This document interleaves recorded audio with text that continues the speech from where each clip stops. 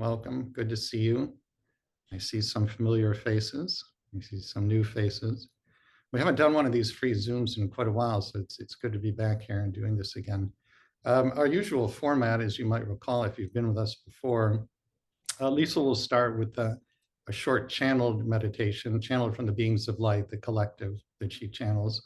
And then we'll take a number of submitted questions that were sent ahead of time. Then we'll take a few minutes to tell you about upcoming offerings, and then we'll take live questions. For those of you who are watching the recording at home, I apologize about this, but after we take those few minutes to tell you about upcoming offerings, the video is going to come to a rather abrupt end. And the reason for that is that if we put live questions in the video, then we have to get into asking people to sign release forms, and we didn't want to get into that. So just know that if you're watching the recording, it will come to an abrupt end after we tell you about upcoming offerings. So Liesel, you want to take it from there? Sure. Hi, everyone. Welcome. Good to see you all. So I'm just going to lead us on a brief meditation just to get us centered and grounded and remind us of what is real. So if it's safe to do so, you can gently close your eyes.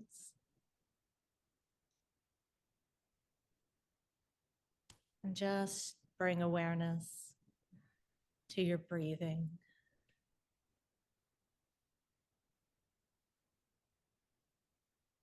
And just allow that breathing to become deeper.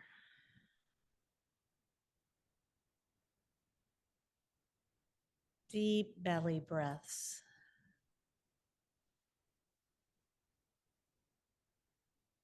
Deep breaths in and deep breaths out.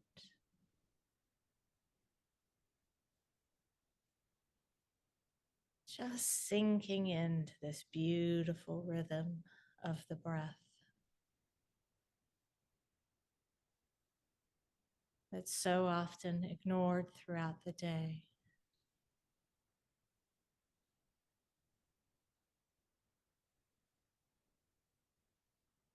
And on every in-breath, just welcoming in this now moment in its fullness, its uniqueness.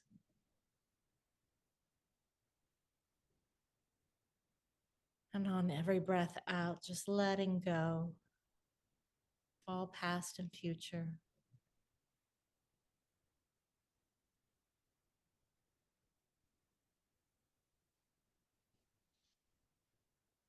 On the in-breath, just welcoming the very peace that you are.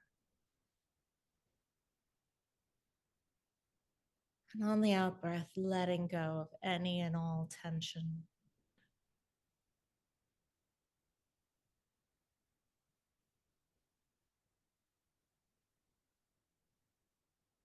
Just allowing yourself to sink into the fullness of this now moment.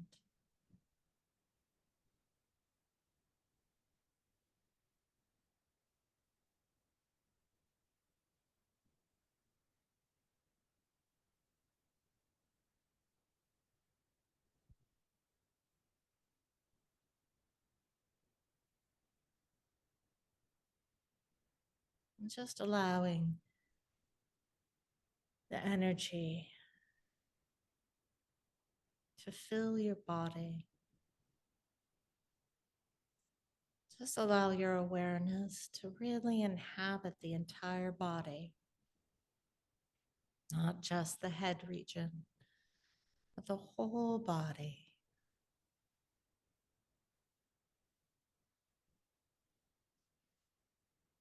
And now bringing some attention, awareness to the soles of the feet and just welcoming in the beautiful energy of Mother Earth, of Gaia.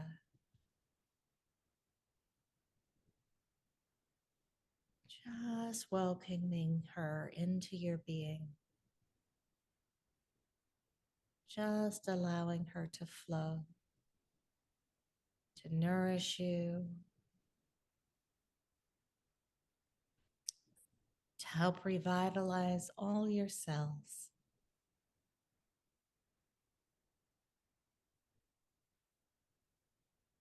To help ground you with her energy.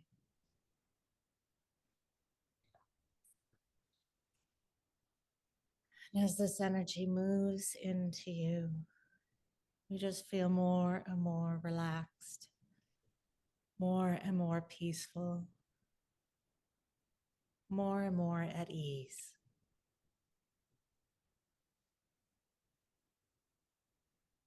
More and more that you have and are the strength of the earth itself, of Mother Gaia.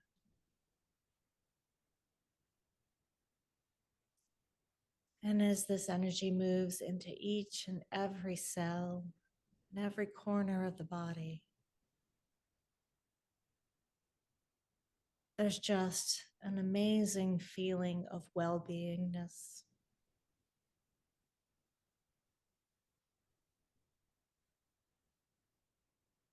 You understand what it must feel like for a flower to bloom in its fullness on a perfectly sunny day.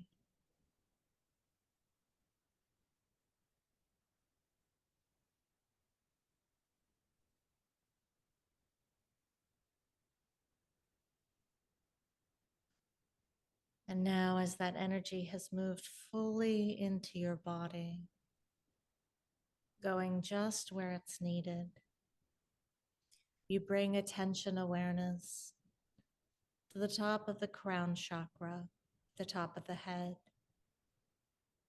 And there you welcome in a beautiful column of divine white light, source energy, pure fundamental beingness, just allowing source to cascade into you, cascade over you.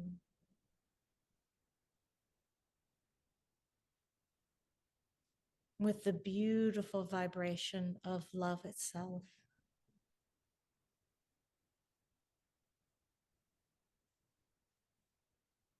Love lit up. And this love light pours into each and every cell, resetting it to its highest blueprint.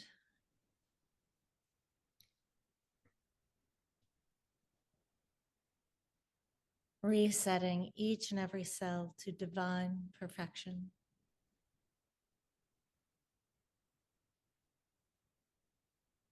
This energy, this love, this light moves deeper and deeper into you, all the way through the body, all the way down to the very tips of the toes and the soles of the feet. And just meeting Mother Earth's energy there. And now you bring attention awareness to the heart area, the heart chakra. And you just feel the fullness of love. The love of Mother Earth, of the love of Source, the love that you are. All really the same.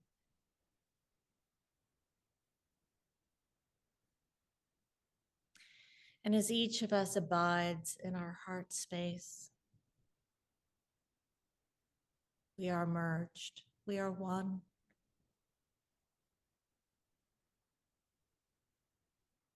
We are the one field, the one love, the one consciousness, the one heartbeat of the entire universe.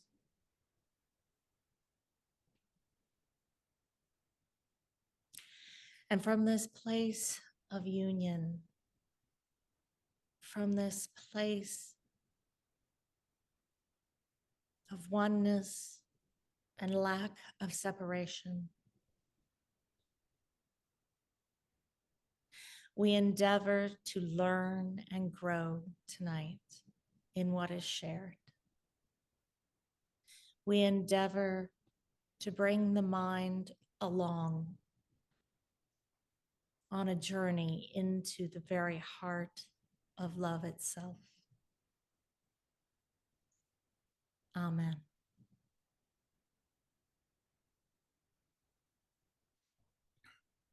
And so gently coming back into awake, alert awareness, gently opening your eyes, feeling yourself solidly in your body. You can have a little stretch if you want, and just grateful for this gift of time and space that we get to have with one another. So thank you. Thank you all for joining us here tonight. And I'm going to turn it over to my sweet husband. Okay, thank you, Liesel. Thank you, beings of light. And welcome again, everybody. I apologize, I'm just getting over a sinus infection. So if I sound a little congested, that's why. Before we start taking questions, I wanted to share something with you. You know, one of the things I like the most about my work is that people are always sending me stories and anecdotes and things that they want to share. And something interesting, I read it for the first time in my inbox earlier today, and I found this to be very touching, so I just wanted to share it with you. It was sent by a friend of mine who, I don't know quite how to describe what he does. I suppose you would say he's a consciousness researcher or a consciousness explorer. And he was at a conference about consciousness in Europe recently. And one of the participants shared this story with him, and he passed it on to me. So the person sharing this story is a man who is married and has 3 children. And a number of years ago, when the children were 1, 2, and 5 years old, he says the infant had been fussy for some time in the crib at home. And when things got quiet, my wife and I went to check. We both arrived at the door to the infant's room, and we saw the 2 older children, who again were 2 and 5 at that time, standing at the crib facing the baby and unaware of us, their parents. We heard the oldest, the 5-year-old, say to the 1-year-old infant, quote, "Keep talking to us about God because we're forgetting." Fascinating, isn't it? And the parents have been talking to all 3 children about God ever since then. So for those of you who have an infant at home, and maybe some older children as well, if you see the older children standing around the infant's crib, gazing intently at the infant, it might be more than just mere curiosity that is going on there. There could be some really meaningful communication going on. Maybe the infant is reminding the older children about God. It reminds me of something I witnessed myself firsthand many years ago, maybe 25 or 30 years ago. My older niece at that time was about 4 or 5 years old, and I had read her a bedtime story and then tucked her in, and I was just sitting in her bedroom watching her fall asleep. And she got to that state, you're all familiar with it, you know, where you're sort of half awake and half asleep. It's that state where for many people, they can hear their guides and other non-physical beings much more easily than they can in the fully awake state. So she was in that state, and I heard her say out loud in a whisper, "Everybody loves me." Now you can interpret that in different ways, but my sense of what was happening there is that she heard her guides talking to her, and I think they said something like, "How's it going there?" And she said, "Everybody loves me." So just another anecdote that I find touching and just wanted to share with all of you. So let's go to the questions. The first one, speaking of mystical experiences, this person writes, the mystical experiences have slowed down lately, And other than wait, what are some things I can do to allow them to start again? So this is a very, very common experience. I hear things like this again and again. And even in my own experience, there are times of acceleration and times when things slow down. And that is the natural order of the universe. And you really want it to be that way because you have to integrate the mystical experiences, at least energetically, if not in some cognitive way. So if they just keep coming and coming and coming, then you tend not to integrate them. And you're just looking for the next one, looking for the next one, but it never actually gets integrated into your life. So I would encourage this person and anybody in similar circumstances, look at the time where things slow down as a blessing and a wonderful opportunity. Consider it a period of integration, a period of rest. Be thankful for that. Don't try to push for things to start up again. The universe is in charge of that, and the universe knows when it's the best time for things to start up again. There's nothing that you need to do other than just rest, relax, allow, accept. Liesel, anything you want to add to that? Yeah, I would have a different take on it, which is every experience is a mystical experience. And there is the divine, there is beauty and amazement hiding in plain sight in everyday life. And we ignore it because the mind thinks it knows what everything is.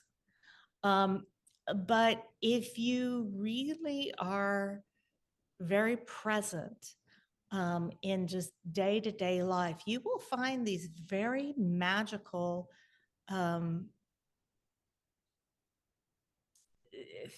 things. Oftentimes, what I will do is pay attention to light, how light plays on objects. And it can be so profoundly beautiful to just witness light as you move through the day, the reflections of light off different surfaces. And sometimes the patterns are just so beautiful. And they just they move something deeply within me. That you can pay attention to nature, just a curled up leaf on the ground here as we're going into fall can just be exquisitely beautiful, and it can open and touch something inside.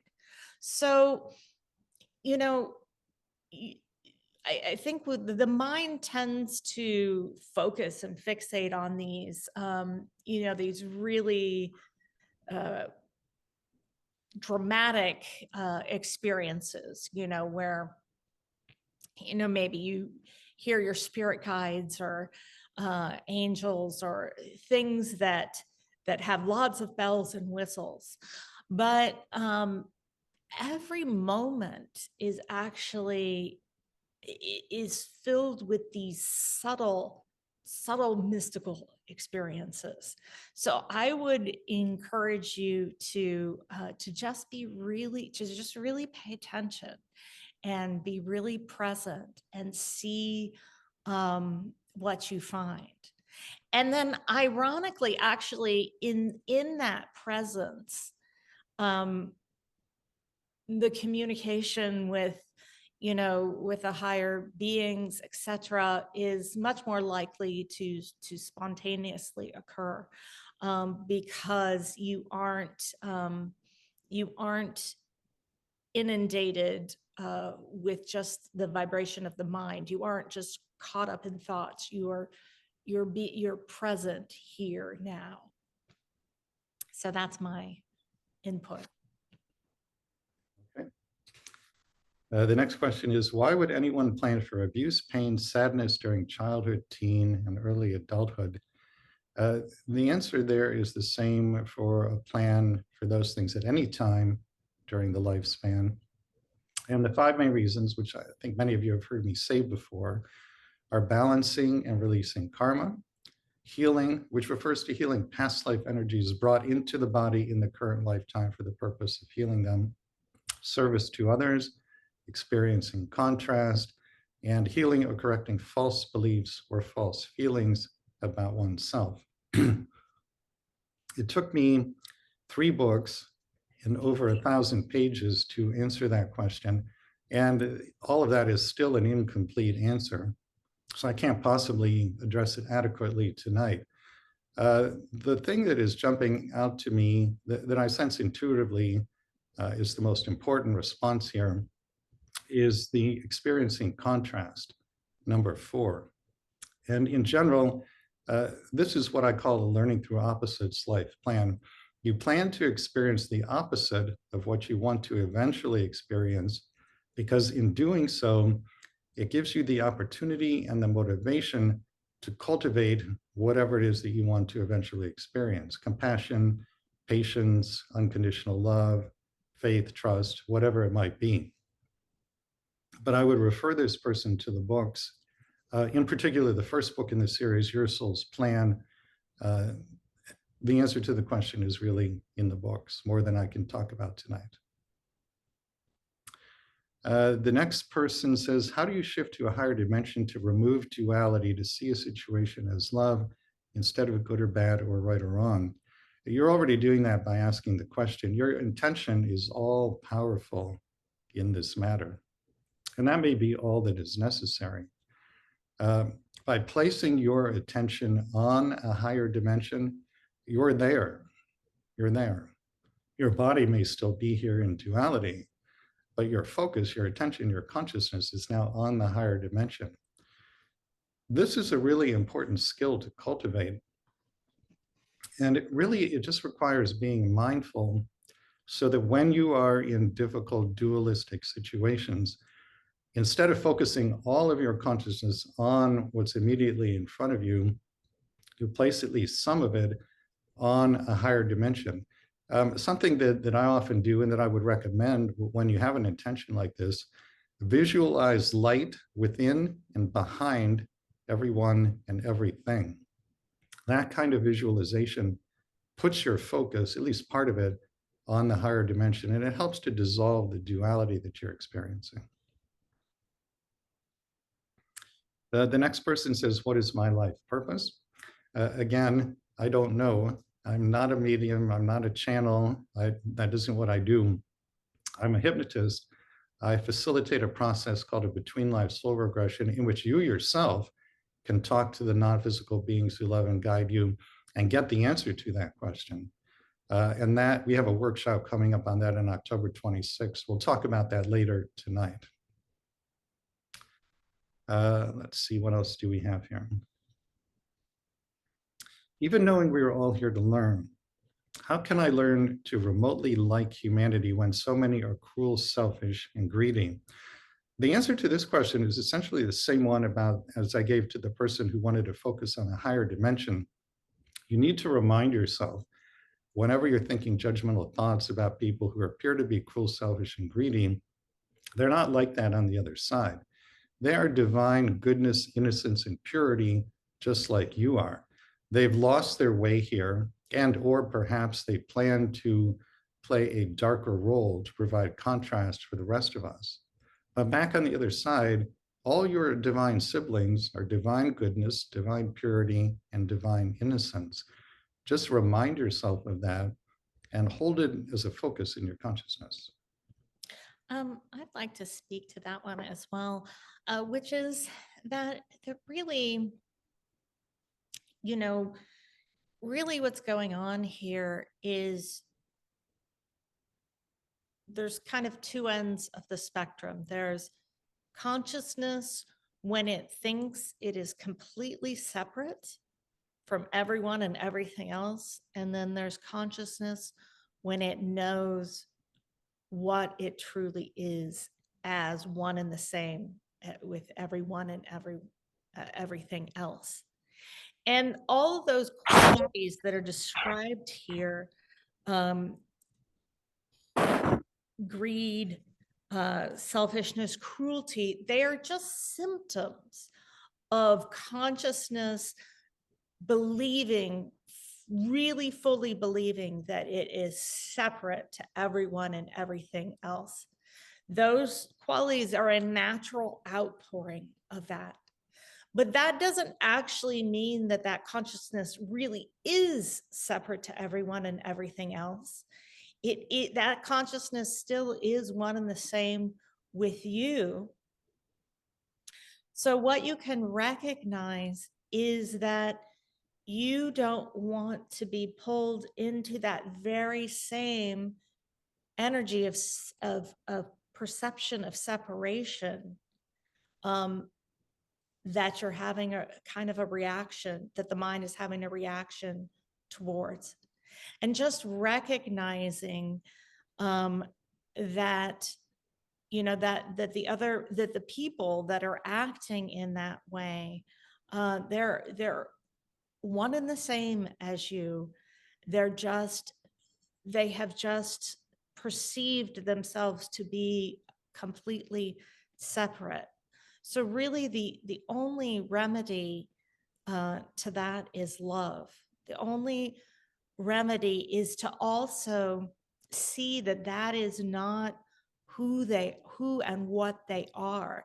That is like a collection of patterning. That is some emotional and mental conditioning that is obscuring the light of their being, the essence of their being, which is one and the same with your own. So you can use those things as what, for instance, like in A Course in Miracles, they call a call to love. So there's either, in the world, there's either love or there's a call to love. And one of the things that the beings of light say, in terms of how one approaches others that are acting in these lower vibrational ways, is that you don't throw the baby out with the bathwater. So you don't conflate the patternings of the personality with who that person really is. So you can see the patternings clearly. You can certainly, avoid putting yourself in a situation where you're going to get negatively impacted by that. But in terms of judgment, you recognize that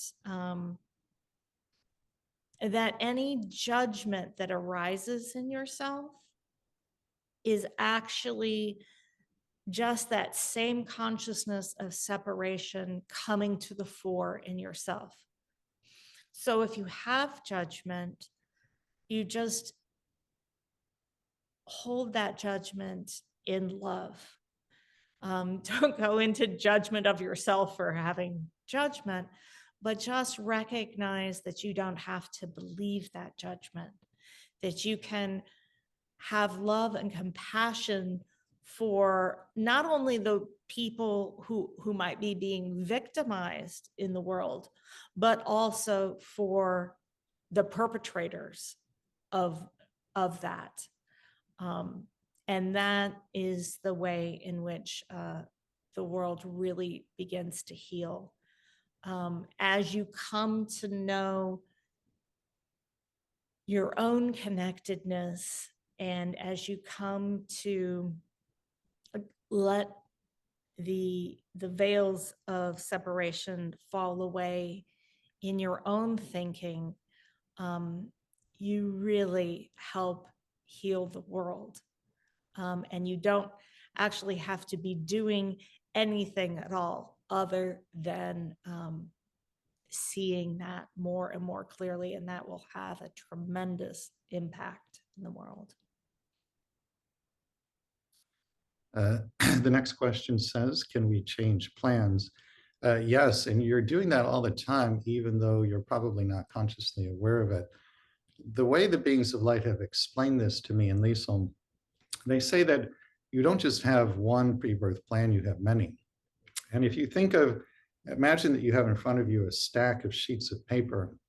Every sheet in the stack is a complete set of pre-birth plans. They vary according to vibration.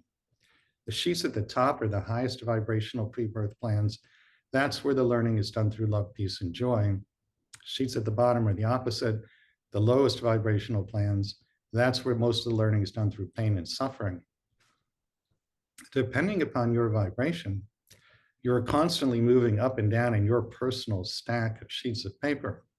So if you would like more of the learning to be done through love, peace, and joy, and less through pain and suffering, the key to that is to raise your vibration. How do you do that?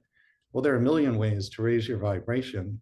The most simple and the most profound, although not necessarily the easiest, is just to ask anytime you have to make a decision, what would love with a capital L do now? And then do that if you can. Do that as much as you possibly can. That will raise your vibration and it will keep you up in your personal stack of sheets of paper.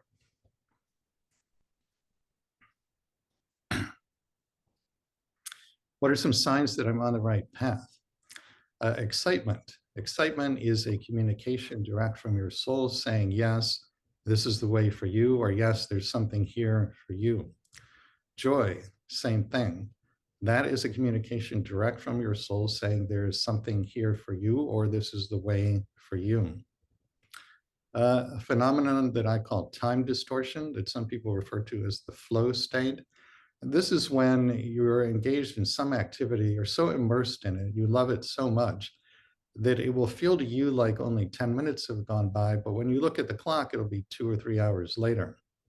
Any activity that has that kind of time distortion for you, there's something there that is part of your pre-birth plan. So those are a few things that you can look for.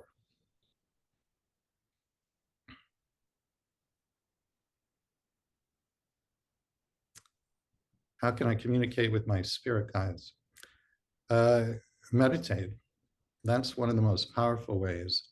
Get still in the body, get still in the senses, get still in the mind as still as you can. Don't try to be still because that's just a form of agitation. Stillness is already there. It's your natural state. Just allow stillness to arise. And then as you're in stillness in the meditation, ask either aloud or internally, what guidance is there for me in this moment? And then just listen. Maybe you'll hear words. Probably you won't. But the seed gets planted in meditation and then it germinates days, weeks, or perhaps months down the road. When it germinates, you probably won't know that it's the result of you asking in meditation, but it will have been. And in general, just keep your vibration as high as you can. So your spirit guides are vibrating up here. The average human is down here. If you're going to hear them, you have to meet in the middle. They will lower their vibration to meet you halfway, but you need to raise yours. So that's the other half of the equation. I'd like to add a couple of things, which are, when you find that there is guidance coming, and guidance can look like your own thought, but often that thought it has a quality of being out of the blue, and it has a quality of something that you didn't think, you hadn't even been thinking of before. And sometimes it'll even have a quality of like a whole bunch of information just sort of that seems sort of condensed, like you just realize something all at one time. And I would recommend, if when that happens to you, like, maybe you're in the shower and you just have kind of like, oh, this is how I should, deal with this situation, or, some idea comes to you. I would encourage you to start writing it down, because I found that as my communication started to open up, when I started writing it down, it came more and more strongly. And also, I had found that previously, when I wasn't writing it down, um, because these thoughts really were not my own, that I actually couldn't remember them, maybe 10, 15 minutes after they had dropped into my awareness. So writing them down has the effect of not only, you can go back and look at them, but also it encourages this flow to continue to happen. Um, and another thing that I'll say is that often in the what would be the wee hours of the morning can be a really good time for this communication. It's kind of like the veil is very thin at that time, perhaps in part because so many people are asleep. So for me, that ends up looking like staying up very late because I tend to be a night owl. But for other people, that could look like getting up very early in the morning. So, you might play around with different times of day and see if the flow is stronger for you at different times of day. So I for myself find that like, maybe like 4 o'clock in the morning. I know that's, most of the time you're sleeping at that time. 4 o'clock in the morning is kind of like the peak of when it feels as if the veil is thinnest. And the hours either approaching that time or after that time are also feel very potent. So I don't often stay up till 4 in the morning, but I will sometimes stay up till like 1 or 2 in the morning. And for those of you who are morning people, maybe 5 or 6. If 4 is too early, maybe 5 or 6 might be more doable. So you can play around with that. There's a question here. Why did I call this experience of an affair into my life when I truly love my husband? It's not clear to me who's having the affair there, but I want to refer this person or anyone with a similar question to my third book, Your Soul's Love, which is entirely about challenges in romantic relationships. And there's an entire chapter in there about a woman who plans with her future husband and his future mistress for him to have an affair while she's married to him. And the soul of the future mistress is a deeply loving soul who's part of their soul group and agrees to play this role so that the two of them can learn the things they wanted to learn. Take a look at that chapter in Your Soul's Love. I'd like to say one more thing on the what I was just talking about, because somebody's mentioning that they wake up at that time, around that time every night. And so if you do find that awake in the wee hours of the morn, that actually could be, your guides wanting to communicate with you. So don't just dismiss it as, oh, I just am not sleeping well. You may just relax and be open and see if there is communication that arises at that time. There are a number of questions asking why a certain challenging experience may have been planned. And I want to speak to all of those collectively by talking for a moment about the divine virtues. Some of you are quite familiar with these, but I think some of you are not. In the research that I did for the 3 books, when I looked at people's pre-birth plans, and in particular, when I went into the pre-birth planning sessions and heard the conversations they were having with the other souls who would be in the lifetime with them, when big challenges were being planned, a lot of the discussion revolved around a desire to cultivate and then express while in body certain qualities that are very important to the soul. I call these qualities divine virtues. And over time, I put together the list of the ones that came up the most often in the pre-birth planning sessions. So again, the idea here is that the challenge is seen from a pre-birth perspective as providing both the opportunity and the motivation to cultivate the divine virtue or virtues. So for example, to take a common pre-birth plan, let's say that your pre-birth intention is to cultivate compassion. If that's your intention, you might very well choose to incarnate in a family in which you'll be treated with a profound lack of compassion. The absence of compassion in the external environment is intended to drive you within, where hopefully over time you cultivate self-compassion. And then the other half of the life plan is to take the compassion you've cultivated towards self and turn it outward in service to others. Offer that compassion to other people.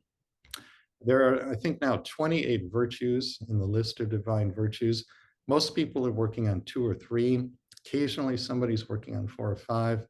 I am happy to send the list to anybody who would like to have a look at it. If that interests you, write to me at rob.schwartz@yoursoulsplan.com, or just go to the contact form on the website. Tell me you'd like the list of divine virtues. I'll be happy to send it to you. It's worth spending some time with that list and really feeling your way into which probably 2 or 3 you're working on. Because that way, when a new challenge comes up in life, instead of feeling victimized or punished, or instead of just seeing it as random, arbitrary, and meaningless, then you can say to yourself, okay, I know I'm in this incarnation to cultivate whatever it might be, unconditional love, patience, empathy. Knowing that, how can I work with this new challenge to cultivate and express those virtues? So it immediately assigns deeper meaning to something that otherwise might appear to be meaningless. And once you know the deeper meaning, that alleviates a lot of the suffering. And then you can cultivate the virtues in a much more conscious and much less arduous manner. It also has the effect of, Rob referenced those life plans that are at different vibrational levels. The more you're actively cultivating these divine virtues instead of waiting until life sort of presents you with the challenge to get you to cultivate them. If you're actively cultivating them, you're raising your vibration, and so you're accessing higher vibrational life plans. So you may not need some of the challenges that you would if you weren't being proactive about cultivating these divine virtues. There's a question in the chat box. I often wonder how we can tell when an event or challenge is planned by our souls. I think sometimes we can have premonitions or intuitive thoughts about the challenge before it happens. That can certainly happen. One way that you can tell if it's something that you planned, and remember here, plan means planned as a potential. It very rarely means planned as a certainty. In one of the channeling sessions with Jesus for one of the books, I asked him that question: how does somebody know if they planned the potential for something before they were born? And he had a very interesting response. He said, whenever you think to yourself, this should not be happening, that is almost always a sure sign that it's something you planned before you were born. There is also a question about suicide. Is another partner planned, or can the soul contract be written for the living spouse in midlife to have a new partner? That's something that would have been discussed prior to birth. Suicide is planned, not as a certainty, never as a certainty, but it is planned as a potential, sometimes as a very high probability. There's an entire chapter about the pre-birth planning of suicide in my second book, Your Soul's Gift, and I would encourage you to take a look at that. Okay. Since we're about halfway in, how about if we take a few minutes to talk about upcoming offerings, and then we'll take some live questions. So the next upcoming offering is Tuesday, October 21st, the monthly meeting of Rise to the Path program. Liesel, do you want to tell people about that? Sure. And I see some familiar faces from Rise to the Path here in the meeting tonight. It's an amazing, amazing community of like-minded and open-hearted people. And we have a live meeting once a month. However, it's also recorded. So if you can't make the session time, you can watch the recordings. And, we talk about all kinds of things, on the spiritual path. And really, one of the things that has just been so amazing over time is just watching this community of beings just become so close knit and loving with one another and welcoming every time someone new comes in, and so many of them growing just so exponentially. It's been really, really beautiful. And when you're a member of Rise to the Path, you have access to the membership homepage, which has a whole bunch of excerpted meditations from previous sessions and from all kinds of different things. So you have a wealth of meditations at your disposal, and as well as the last year's worth of sessions and a whole bunch of channelings from the beings of light. And we offer a discount on all our workshops, and we tend to also to intermittently, we'll just get guidance from the beings of light to that was funny. I think I said it as beings of life, which is another interesting way to say it. We'll get guidance to give the members free participation in an upcoming workshop. So it's really a beautiful community. Then the next event after that is Sunday, October 26th. That will be the Between Lives Soul Regression Workshop. This is our signature offering, and many of you I know have done it already. The Between Lives Soul Regression, or BLSR, is the only form of hypnosis I practice. And it's a form of hypnosis in which if you go into trance, which again, I cannot guarantee, but if you go into trance, you can speak with your council of elders, the wise, loving, and highly evolved beings who oversee your evolution. And you can ask literally any question about your life or anything else. And if it's for your highest good, the council will provide an answer. It's a long regression. It takes about 2 hours. In the group regression, I prompt everybody in the workshop to ask a long series of questions that covers all the major areas of your life. If you want to, you can go off on your own and ask your own questions, but you're pretty safe sticking with the questions that I'll prompt you to ask. And this is a way basically to find out, what did you plan?